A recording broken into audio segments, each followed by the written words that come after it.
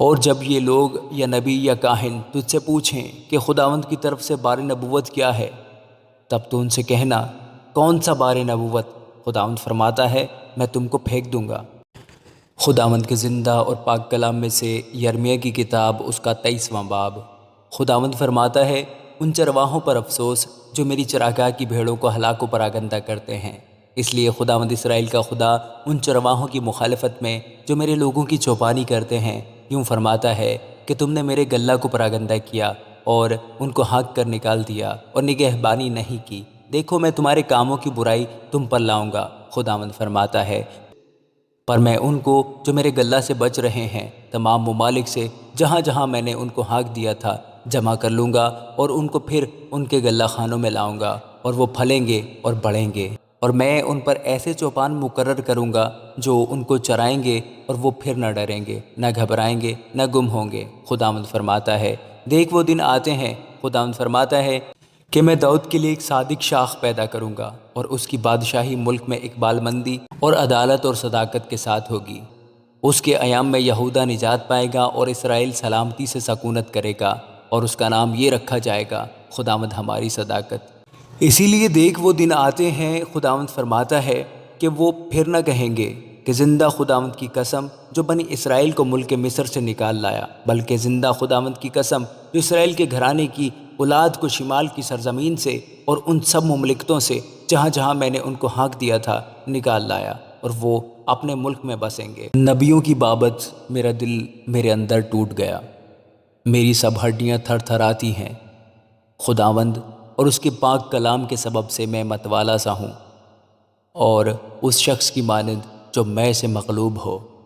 یقیناً زمین بدکاروں سے پر ہے، لعنت کے سبب سے زمین ماتم کرتی ہے، میدان کی چراگاہیں سوکھ گئیں، کیونکہ ان کی روش بری اور ان کا زور ناحق ہے، کہ نبی اور کاہن دونوں ناپاک ہیں۔ ہاں میں نے اپنے گھر کے اندر ان کی شرارت دیکھی، خداوند فرماتا ہے، اس لیے ان کی راہ ان کے حق میں ایسی ہوگی جیسے تاریکی میں پھسلنی چکا، وہ اس میں رگیدے جائیں گے اور وہاں گریں گے، کیونکہ خداوند فرماتا ہے میں ان پر بلا لاؤں گا، یعنی ان کی سزا کا سال۔ اور میں نے سامریہ کے نبیوں میں حماقت دیکھی ہے، انہوں نے بال کے نام سے نبوت کی اور میری قوم اسرائیل کو گمراہ کیا۔ میں نے یروشلم کے نبیوں میں بھی ایک ہولناک بات دیکھی، وہ زناکار، جھوٹ کے پیرو اور بدکاروں کے حامی ہیں، یہاں تک کہ کوئی اپنی شرارت سے باز نہیں آتا۔ وہ سب میرے نزدیک سدوم کی مانند اور اس کے باشندے امورہ کی مانند ہیں۔ اسی لیے رب الفاج نبیوں کی بابت یوں فرماتا ہے کہ دیکھ میں ان کو ناگدونا کھلاؤں گا اور اندریائن کا پانی پلاؤں گا، کیونکہ یروشلم کے نبیوں ہی سے تمام ملک میں بے دینی پھیلی ہے۔ رب الفاظ یوں فرماتا ہے کہ ان نبیوں کی باتیں نہ سنو جو تم سے نبوت کرتے ہیں، وہ تم کو بطالت کی تعلیم دیتے ہیں، وہ اپنے دلوں کے الہام بیان کرتے ہیں، نہ کہ خداوند کے منہ کی باتیں۔ وہ مجھے حقیر جاننے والوں سے کہتے رہتے ہیں، خداوند نے فرمایا ہے کہ تمہاری سلامتی ہوگی، اور ہر ایک سے جو اپنے دل کی سختی پر چلتا ہے کہتے ہیں کہ تم پر کوئی بلا نہ آئے گی۔ پر ان میں سے کون خداوند کی مجلس میں شامل ہوا کہ اس کا کلام سنے اور سمجھے؟ کس نے اس کے کلام کی طرف توجہ کی اور اس پر کان لگایا؟ دیکھ خداوند کے قہر شدید کا طوفان جاری ہوا ہے، بلکہ طوفان کا بگولہ شریروں کے سر پر ٹوٹ پڑے گا۔ خداوند کا غضب پھر موقوف نہ ہوگا جب تک اسے انجام تک نہ پہنچائے اور اس کے دل کے ارادہ کو پورا نہ کرے۔ تم آنے والے دنوں میں اسے بخوبی معلوم کرو گے۔ میں نے ان نبیوں کو نہیں بھیجا پر یہ دوڑتے پھرے، میں نے ان سے کلام نہیں کیا پر انہوں نے نبوت کی، لیکن اگر وہ میری مجلس میں شامل ہوتے تو میری باتیں میرے لوگوں کو سناتے اور ان کو ان کی بری راہ سے اور ان کے کاموں کی برائی سے باز رکھتے۔ خداوند فرماتا ہے کیا میں نزدیک ہی کا خدا ہوں اور دور کا خدا نہیں؟ کیا کوئی آدمی پوشیدہ جگہوں میں چھپ سکتا ہے کہ میں اسے نہ دیکھوں؟ خداوند فرماتا ہے کیا زمین و آسمان مجھ سے معمور نہیں ہیں؟